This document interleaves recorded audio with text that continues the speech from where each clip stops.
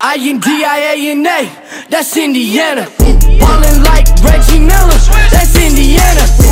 I put on for my state, that's Indiana. Watch me rep it in your face, that's Indiana. That's Indiana, that's Indiana.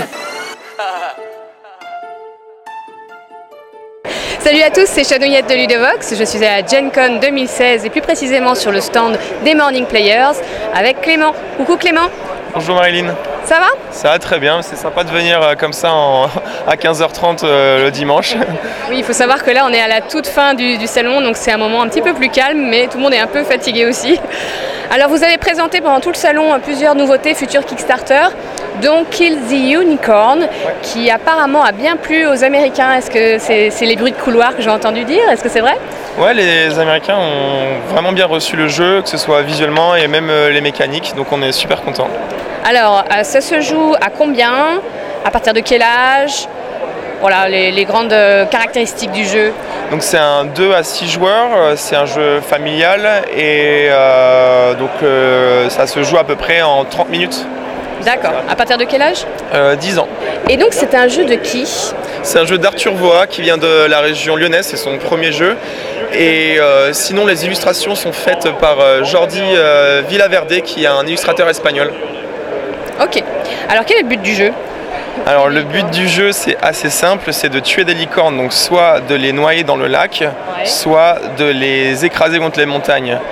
Donc le but était assez facile à comprendre, donc vous devez être celui qui va tuer le plus de licornes.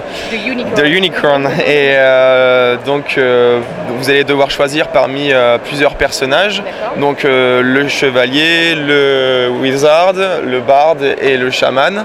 Okay. Et en fonction du personnage que vous allez choisir, vous aurez des différentes caractéristiques et pouvoirs. D'accord. Et les licornes, elles sont déjà sur le plateau comme ça au départ?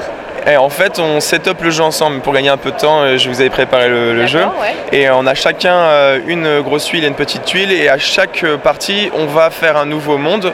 Donc on va venir réassembler les tuiles comme on a envie d'assembler le plateau de jeu. Et donc là, ça permet de ne jamais refaire la même partie, de pouvoir rejouer tout de suite. Alors à son tour, qu'est-ce qu'on fait? Alors le jeu est basé sur un principe assez simple, c'est qu'on ne peut pas avoir deux pions sur le même carré, en fait, le même tuile hexagonale, pardon. Ouais. Donc par exemple, si j'arrive là avec mon magicien, la lucorne va automatiquement se déplacer dans la direction opposée.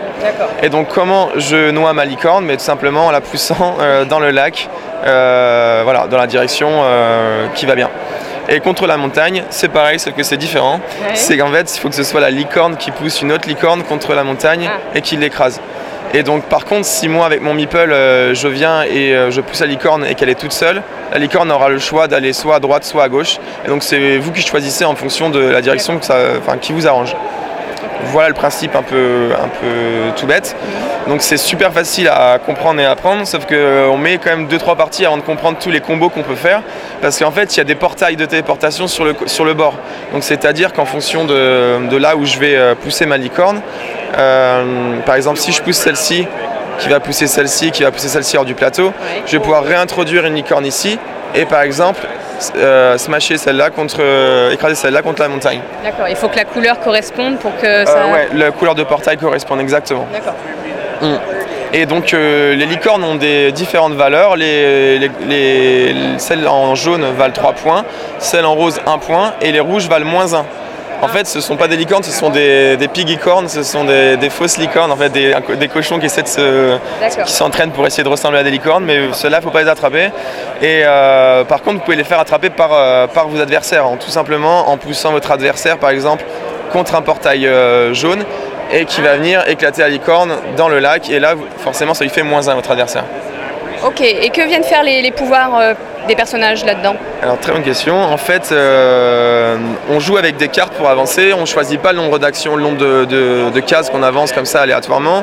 On a 2 tas de cartes, donc un tas de cartes de personnages avec des pouvoirs, mais aussi avec un tas de cartes avec des gnomes. Et donc les gnomes, ce sont des cartes pour ennuyer vos adversaires. Par exemple, si vous êtes à 2 doigts de tuer une licorne contre un lac comme ça, je peux changer le piège avec un autre juste avant que vous jouiez. Et du coup, vous ne serez plus en mesure de tuer celle-ci par exemple, puisque ce sera une montagne. Et donc il y a tout un tas de cartes comme ça, qui sont, on va dire, pour vous donner une idée, un peu comparables aux cartes d'Exploding Kitten. Ah d'accord. Donc ce sont des take that cards, donc en fait au dernier moment on les joue et ça embête la personne qui avait prévu son coup, et il faut être assez à vos souhaits qui justement ennuie la personne qui avait prévu quelque chose. Et donc ces cartes personnages, elles sont là pour vous déplacer sur la carte.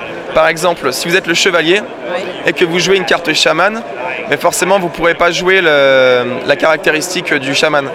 Mais vous pourrez jouer l'effet qui est de se déplacer. Donc vous pourrez vous déplacer d'une case, mais vous ne pourrez pas jouer son pouvoir. Par contre, si je joue la carte du chevalier, là à ce moment-là je pourrais jouer le pouvoir du chevalier.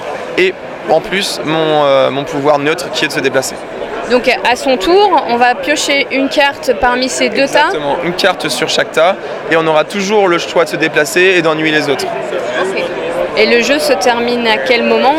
Donc en fait, en fonction du nombre de personnes avec qui on joue, on set up le jeu de telle manière qu'on arrive à une durée de jeu à peu près de 30 minutes. Et en fait, quand il n'y a plus de licorne dans le sac, parce qu'en fait, les licornes, elles pullulent, et à chaque fin de tour, on en remet sur les illustrations vides, où il y a une illustration licorne, sur les cases vides, une illustration licorne. Voilà.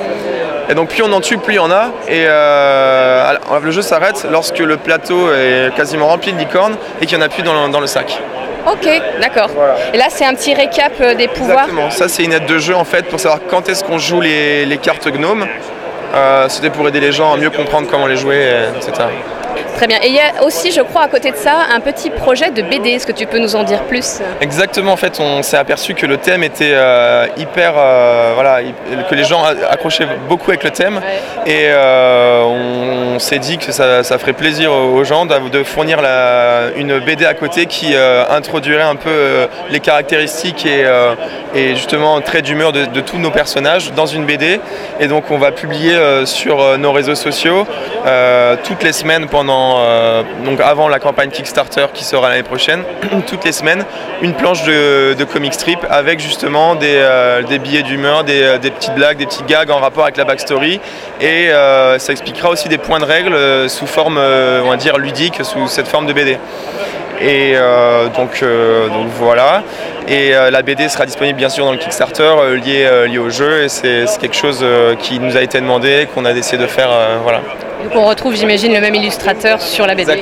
Exactement. Okay. Et du coup, ce sera début janvier 2017, le Kickstarter. Ce sera plutôt février, je pense. Après, la date est aussi soumise à nos lancements qui sont à côté à Morning, notamment sur Rollnack. Et du coup, on verra comment est-ce qu'on s'arrange, mais normalement, ce sera février 2017. Ouais. Eh bien, merci beaucoup Clément pour cette explication. Et à bientôt sur Ludovox. INDIANA, that's Indiana. Ballin' like Reggie Miller, that's Indiana.